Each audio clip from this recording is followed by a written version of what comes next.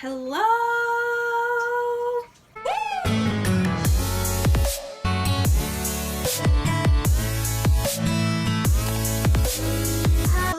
Hello, booktubing world. It is I, Capri Nicole, and I'm back with another video. I just want to say I apologize. My nose has these little dents on them because I have my glasses on, but I can't wear them while I'm filming because the glare with my forehead shining, the glasses shining, it just don't go. It just don't go together. Today we're gonna talk about my TBR for Blackathon. Blackathon is hosted by Jessie from Bow Ties and Books and Lauren, and it was also hosted by Francina Simone, but she is not able to host this year, but the show must go on, okay? And so does my TBR. My TBR must go on. So there are two different teams. There is the sci-fi team, and then there's the contemporary team, and each team has... Pebs, are you okay? Each team has 4 different prompts to pick their TBR, and I have mine all combined. The really cool thing about each prompt is it's named after a Black author, but I feel like I'm going to say some of these names wrong. So if I don't say the author name, I will put the author name on the screen so you can see the name of the prompt, because I'm not about to butcher nobody's name, because your girl, I'm not good with author names. I'm not good at remembering names, and I'm not about to just do these names an injustice, so I will put them on the screen for you. Also, I will put my @ on Twitter on the screen for you, because if you don't follow your girl, you need to follow your girl. Follow your girl on Twitter, follow your girl on Goodreads, follow your girl on Instagram, follow your girl, follow your girl, follow your girl, and make sure you subscribe and hit that like button if you want to. Now, let's get into the video. So the team that I chose to be on is the team contemporary, because it was a little bit easier for me to find the prompts. I pretty much wrote a TBR for each team and then decided which one I wanted to be on. So I decided to be on the contemporary team, and these are all of my books that I'm going to read. So I have 4 books for each prompt. The first prompt is to read a book that explores mental health in the Black community. I tend to steer away from contemporary books and like real life things. Like I stick to like magic and fantasy, you know, like it was harder for me to find a good book for this, but I watch all of Jessie's videos. I watch all of like pretty much everyone's videos. I try to stay up on BookTube, but I remember them talking about one of these books that was called Queenie.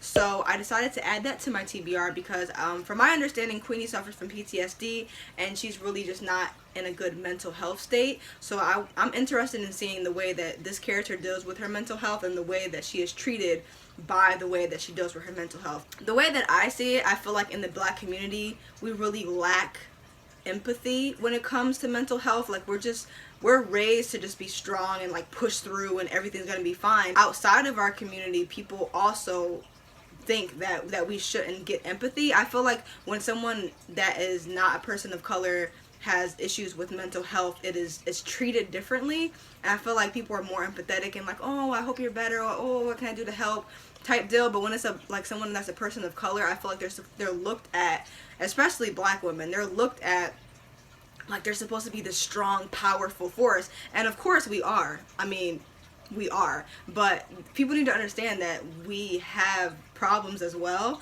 So I really am interested in reading this book, and I also want to read more books like this because I want to see how Black characters deal with their mental health and how it's implemented into books, because I feel like there is such a lack of empathy on the parts of people of color and Black people dealing with mental health issues, especially Black women. Like there is no empathy for Black women when it comes to mental health, and the struggle is real. Like we're just supposed to just like push through everything, and I don't want to babble on too long, but let's talk about what this book is about. So this book follows Queenie, who is just getting over a breakup, and she's really struggling with how to find her way in life, and she's at a job that she hates. She's 25. She thinks she has to have it all figured out, so she's really just dealing with the stress of getting older and feeling like you don't have your place in the world and not knowing what to do. And so she's acting out, doing things that are out of her character, and just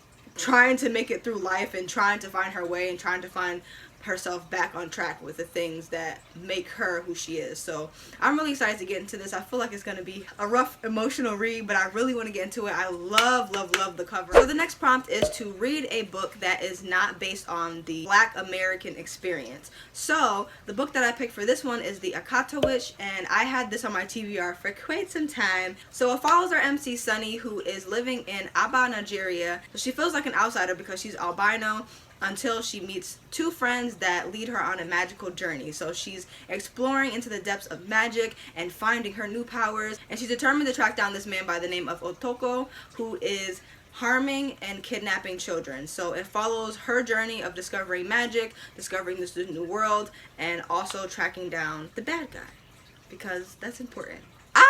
I don't know, I'm so excited about this one because I love the cover.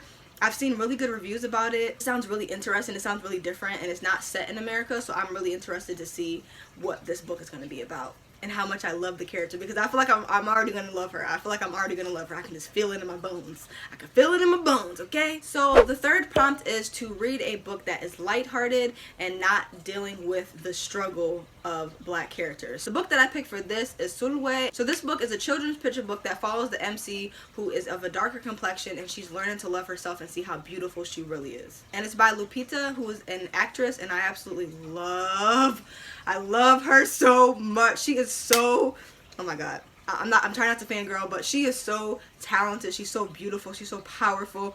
And she wrote a children's book that focuses a lot on the color discrimination within the Black community and the things that she dealt with growing up. And it also implements magic and stuff like that. And in a way, I guess it is kind of like the struggle in the Black community because it's dealing with skin complexion. But I don't know, it's a children's book and it looks so cute, and I really just want to read it so bad. Maybe it's not so lighthearted because it is dealing with complexion issues within the Black community. But I don't know, it just looks so beautiful and I want to read it so bad. So I had to squeeze it into one of these prompts, okay? That's the one that I picked for my third prompt. And the last prompt is to read a book with a revolutionary Black character. And I picked She Came to Slay, which follows Harriet Tubman, who is she is just so legendary. My mom was really big on educating us about the Black history and Black culture. So I read a lot of books about her outside of history books as well. But I'm really interested in this one because it dives deeper into like who she was as a person, what she did after she helped so many slaves escape, how she was a business owner, how she was like a badass. She just was so cool. And Jessie was talking about how tall she is. She's 4'11". Like I don't know why I thought she was like 5'10", 6 feet, because maybe it's like she just seems so powerful. Not saying that short people are not powerful. I did not know she was that small, and I just feel like this book is going to shine a little bit more of a light on who she was as a woman and what she did outside of the revolutionary acts that she did, because she's really an interesting person, and I'm really excited to read this because it sounds so cool, and I need to liven up my shelves with some Black history, okay? Because we got enough fantasy over here. We got enough fantasy, okay?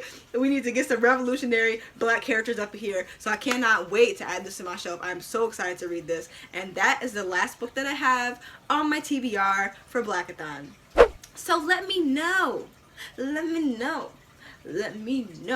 if you are participating in Blackathon, which I hope you are, because it's always so much fun. And I'm really excited to follow along with this one because they're going to be watching movies every Friday, and I'm so excited because Fridays are my days where I'm like not as busy, so I can probably watch along, and they're all like staple Black movies, and I am so excited to watch it and react on Twitter with everybody else. I'm super excited. So yeah, that is my TBR.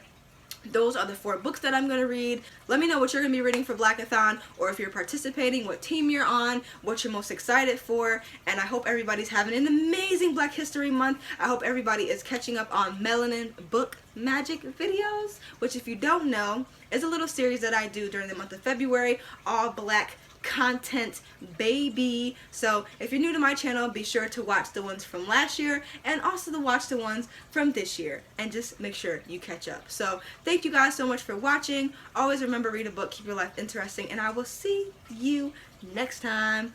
Bye.